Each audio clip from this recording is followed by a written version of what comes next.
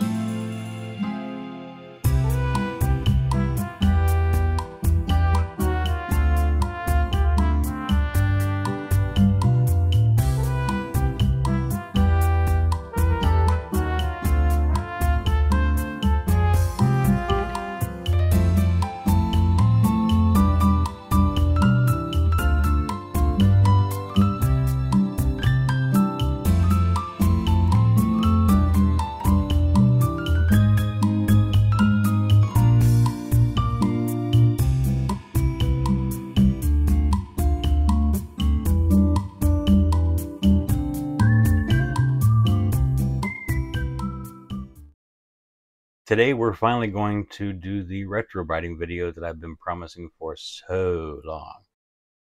The weather is finally deciding to cooperate a little bit. Today we had a only partly cloudy day, so I have been able to get the cover of the case into the Retrobright, and we'll show you how that process goes. Unfortunately, there wasn't quite enough sun to get it done before we lost the sun, so we'll have to finish the Retrobrighting on the bottom of the case and the keycaps tomorrow. In the meantime, let's see the process of taking the keyboard apart to get the keycaps out, and then we'll move on to the washing.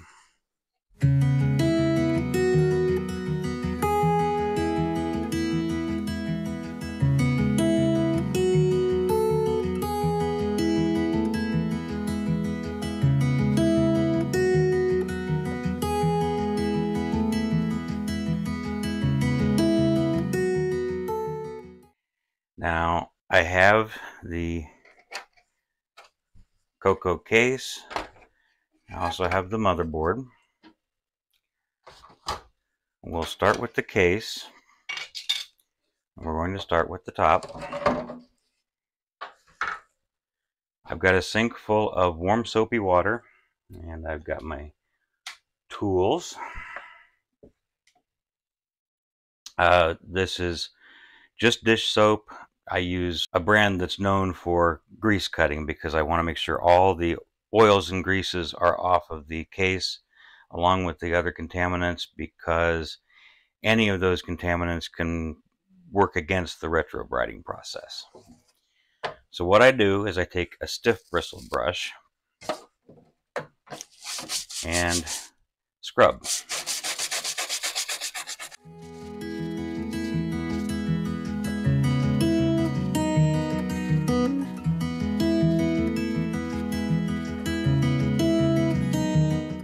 Careful when you're doing this on the inside.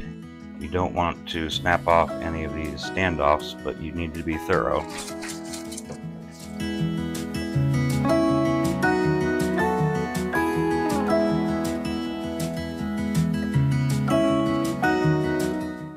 Okay, once that's done, we're going to give it a rinse. We don't want the soap to remain on for the retrobrighting process. We want to make sure the soap is thoroughly rinsed off. This is a messy process, so you got to be comfortable getting wet, comfortable cleaning up your kitchen afterwards.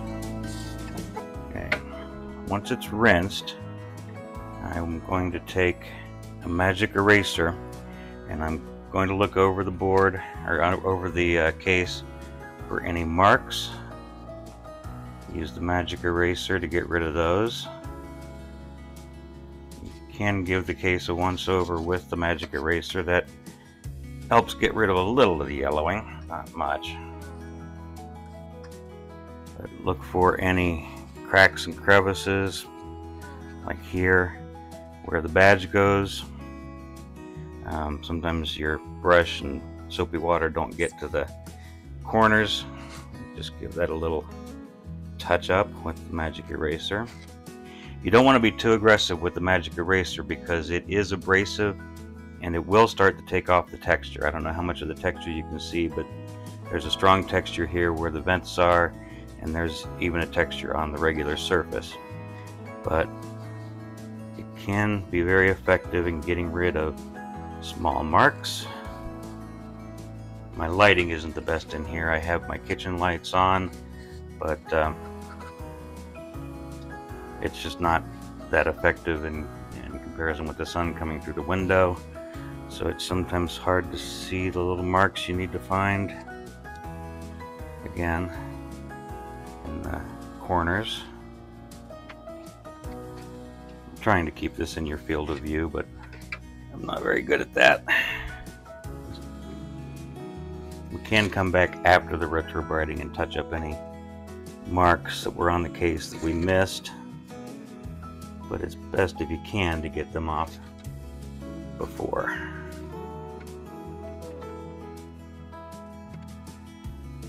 I'm not too worried about the inside because no one will ever see it, and it's not probably gotten that dirty in the first place because it was inside. That looks pretty good, so I'll give it a final rinse to again get off any soap or residue from the magic eraser.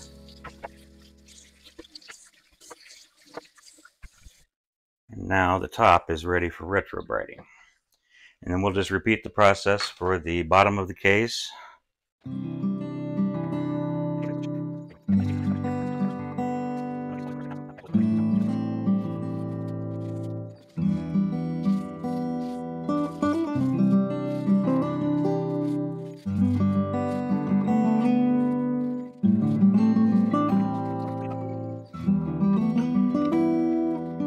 And for the tighter spaces, you might want to grab a toothbrush. That's still pretty stiff bristled, but it lets you get into spaces you can't get into with the larger stiff bristled brush.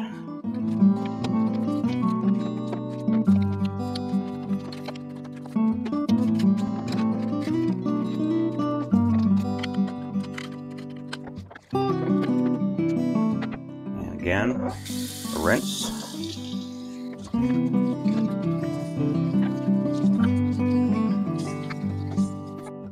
And then going over with the magic eraser. The bottom is actually pretty much blemish free, which is nice. And we will set this aside so that we can protect the stickers, labels, before we put that into the Retrobright. And now real quick we'll do the ROM pack door. The ROM pack door obviously is black. It's not going to be retrobrighted, but it needs to be cleaned. And at this point we have the motherboard. Now, as I said, cleaning the motherboard, you want to take off the lids to the RF can.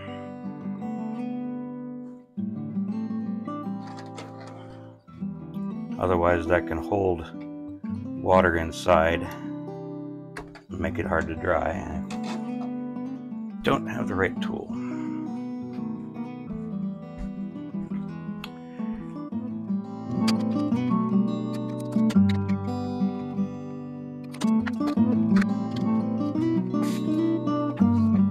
For the motherboard itself, we're going to use a soft bristled brush, and we're just going to go ahead and dunk it. It won't hurt anything as long as you're sure to let it completely dry before applying power to it again. So you just give it a dunk and then work at it with the soft bristled brush to get rid of the dust and any other contaminants. Keep it very wet. I usually work with it extremely wet. Make sure you're getting between the components. For axial components, for radial components like this, I try to go, with the line of the component that helps the bristles get in between them.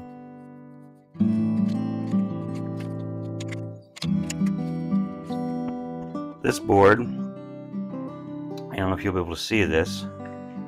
This board was apparently originally a 16K machine. It has the W1 connected with a bodge wire rather than just with a little piece of a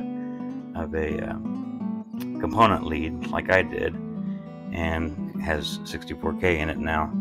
I didn't realize this was already modified.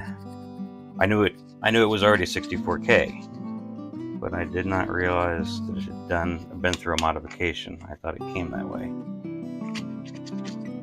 You could buy these as 16 or 64K.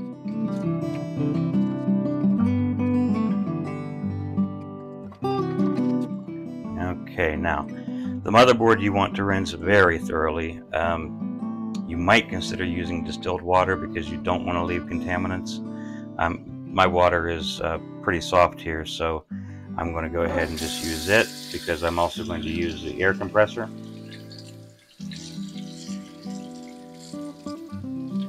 But make sure that you rinse it thoroughly to get all the soap off and out. I forgot something. Got to do the back of the board. Back of the board's much easier because there are no components to get between. Okay, now we rinse.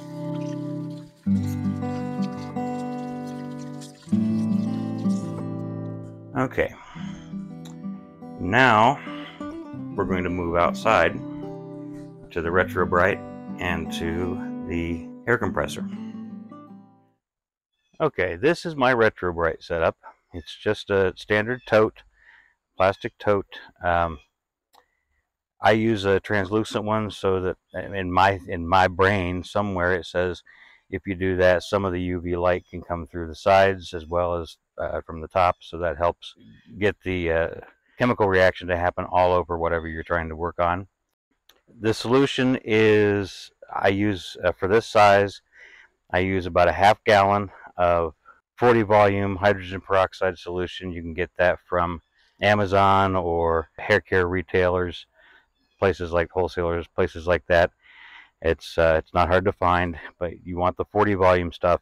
That does not mean that it's 40% hydrogen peroxide. It's actually 12% hydrogen peroxide, but for some reason they call it 40 volume.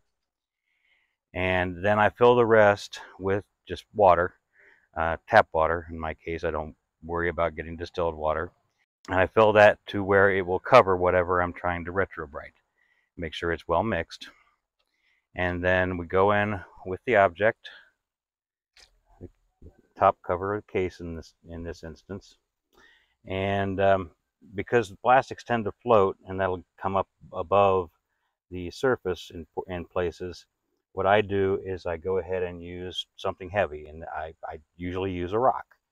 And what I'll do is I'll put it to one side, and that should, wherever it'll hold it down. And I'll have to come out periodically about every hour and move the rock, because the rock is going to block the sun from that portion of the case. And then I seal it back up with saran wrap if you're in the States, or cling film if you're in the UK or other places, but just clear plastic wrap. I seal it up as best I can.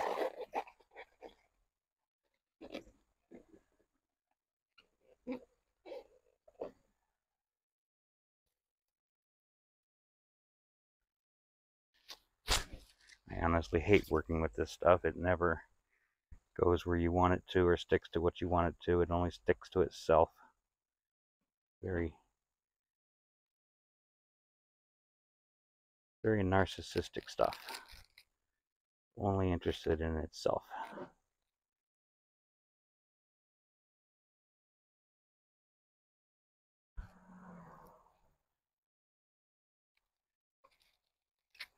But we cover it as best we can. And we leave that, and like I said, I'll come back in about an hour and move the rock.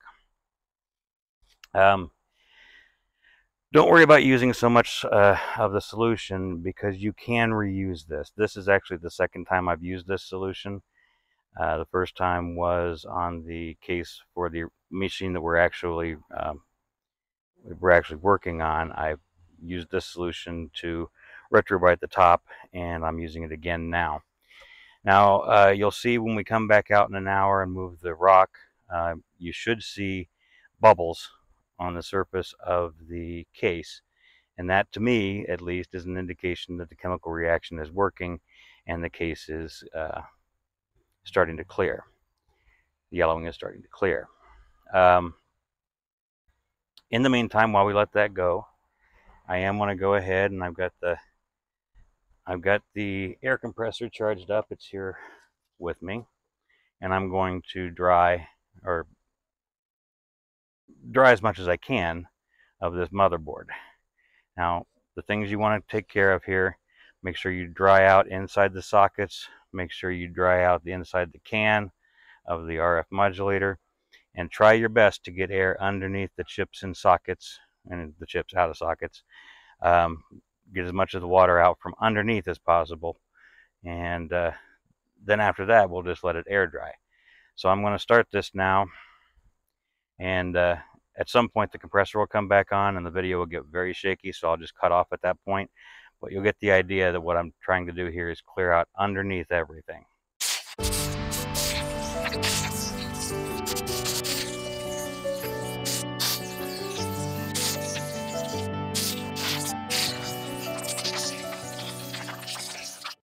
Okay, now the board is mostly dry.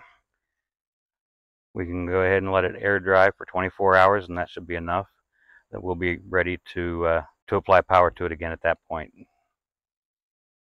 And we'll be back in about an hour to move the rock.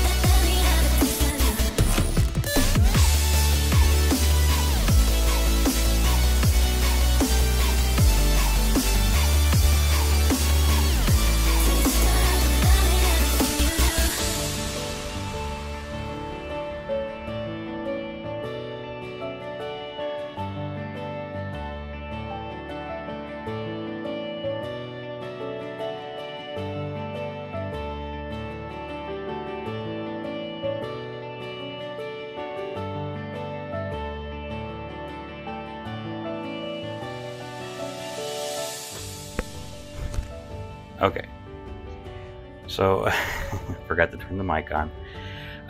Now that I have let the keys soak in the warm soapy water, I am taking each one out, wiping it down with a microfiber cloth, and transferring it to a container with just clean water in it, no soap, and that'll get the remainder of the oils off. If you're doing this over a sink, like I am, be sure to put stoppers in the drains. You don't want to lose any of the keys. That would be bad.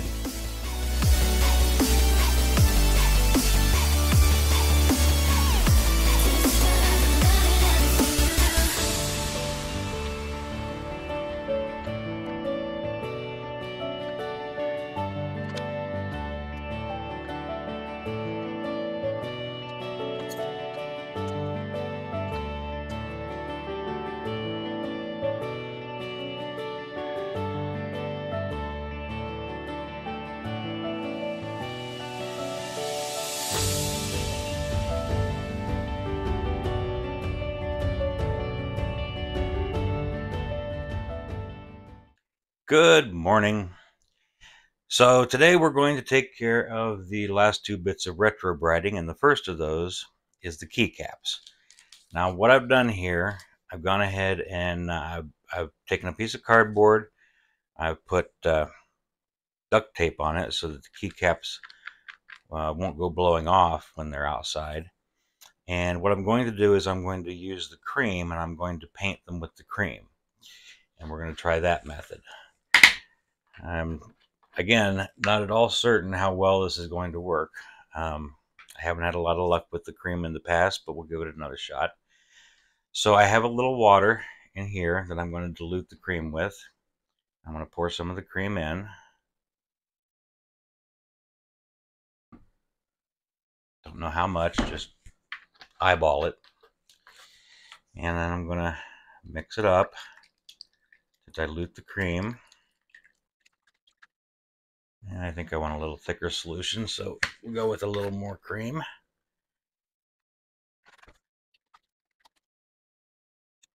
And then I am just going to paint it on to the keys, try to get them as evenly coated as possible.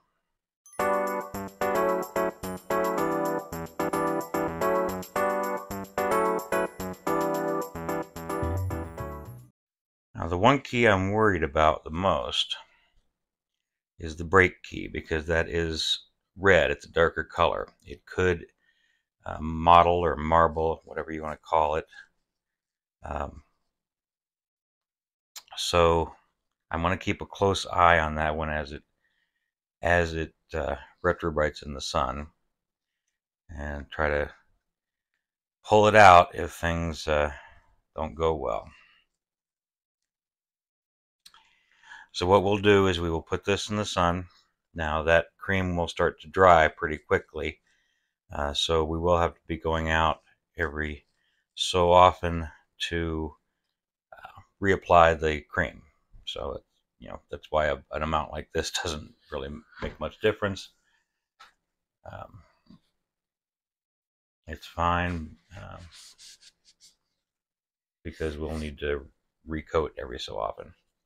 Now, the other thing I have done is I have gone ahead and finished prepping the case bottom to go into the Retrobright solution.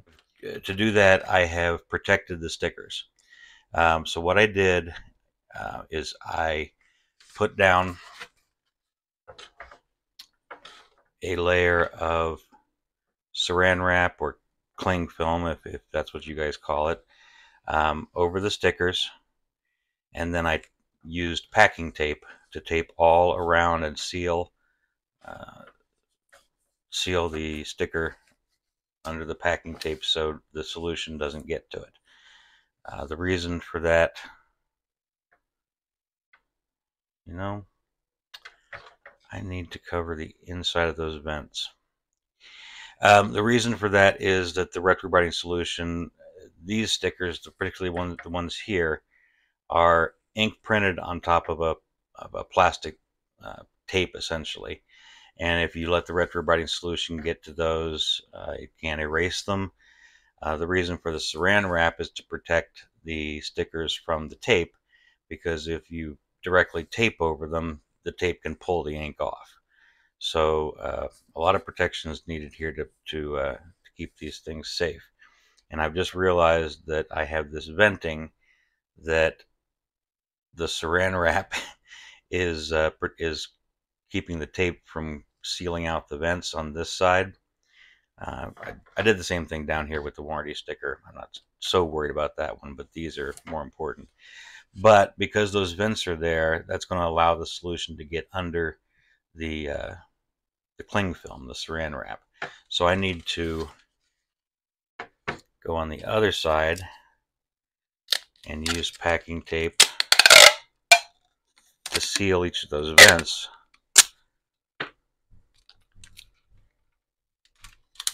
so the solution can't get into the vents. And I'll need to do that over here too.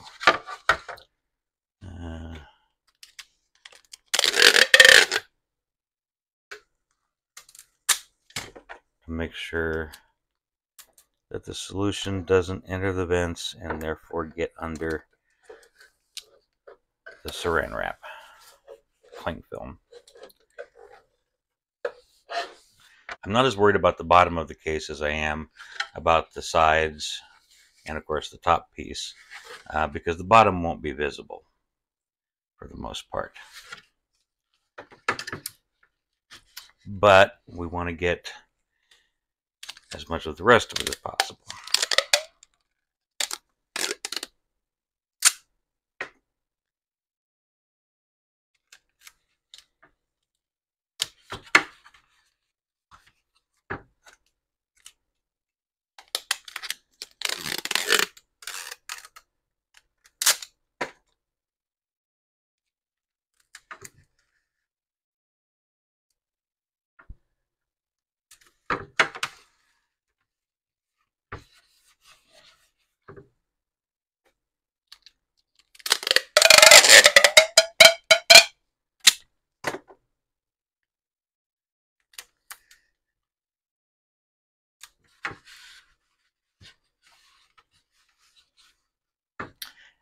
And now we'll take these two pieces outside to start retrobrighting.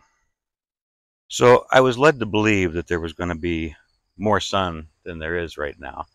It's still early in the morning and the sun hasn't risen to mid-sky, and there's a good chance the cloud cover will burn off. But again, like I said, some UV does still penetrate cloud cover, so this should be possible. I'm going to go ahead and get the case bottom into the Retrobright solution. This is still the same Retrobrighting solution that we cooked up last week and used yesterday. It is reusable. So I'm going to put the case bottom in, bottoms up, so that the front side surfaces will get sun. Oh, I hate cling wrap. Never wants to stick to anything but itself.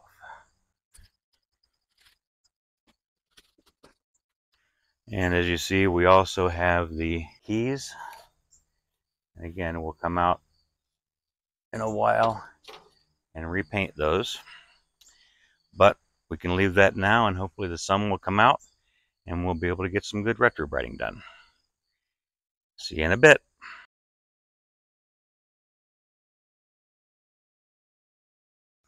Okay, so I'm going to go ahead and give the case a spin so that the sun gets to other parts of it.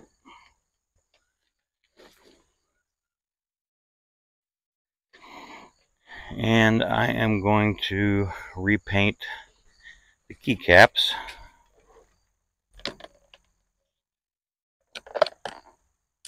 Which are drying out.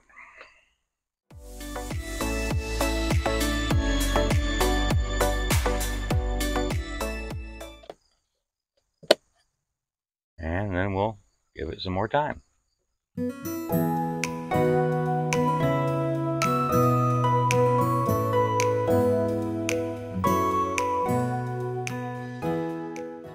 Well, that's it. Everything's done in Retrobright, so it's time for reassembly.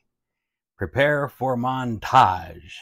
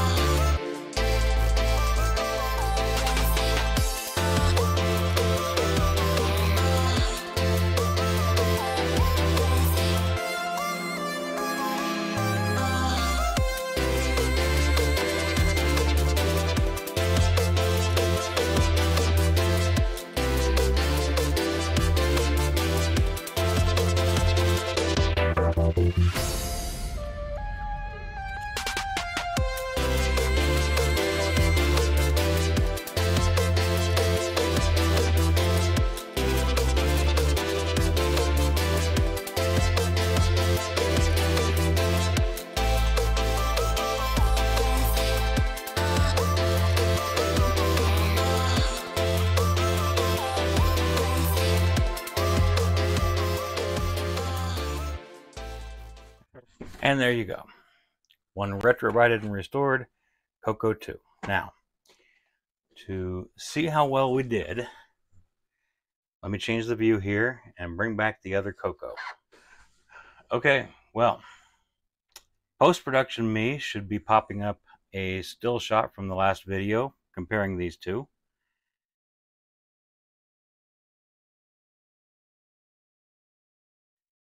And then here they are today. So you can see this one still has a slight yellowing to it. The retrobrighting wasn't 100% effective, but it was pretty darn good. Even on the keys, we got a lot better. We have a lot better appearance on the keys than we had before. Even they effectively took the retrobrighting. Now, I know retrobrighting is controversial. I know not all of you like it. I know not all of you think it's effective or that it lasts very long. Some of you might think it does damage to the plastics. I accept all of that. You guys have your own opinions, have your own thoughts on the subject, and you are more than entitled to them. So if you don't like retrobrighting, feel free to leave me a comment. You're probably not going to change my mind, and I don't expect to change yours. So that doesn't mean we can't have a discussion. So, like I said, if you have opinions on retrobrighting, leave me a comment in the comment section and we can talk about it. In the meantime, though, that'll do it for today. We've successfully retrobrighted this computer, and I think it looks really good considering how it started out. So, if you enjoyed the video, give it a like or a thumbs up. That really helps out the channel and helps the video get recommended to more people. If you haven't already, please subscribe, and if you want to be notified when I post a new video, click that notification bell. Leave a comment, like I said, in the comment section below, whether it's about your opinions on retrobrighting or anything else. That helps the channel out, and I love getting the interaction with you guys. So many of the ideas that I have, so many of the things that I do come from ideas that you guys suggest to me. In fact, almost everything that I'm doing to this Coco, and it doesn't have a motherboard, it's down there somewhere. Almost everything I'm doing here has come from someone else. None of these are completely original ideas.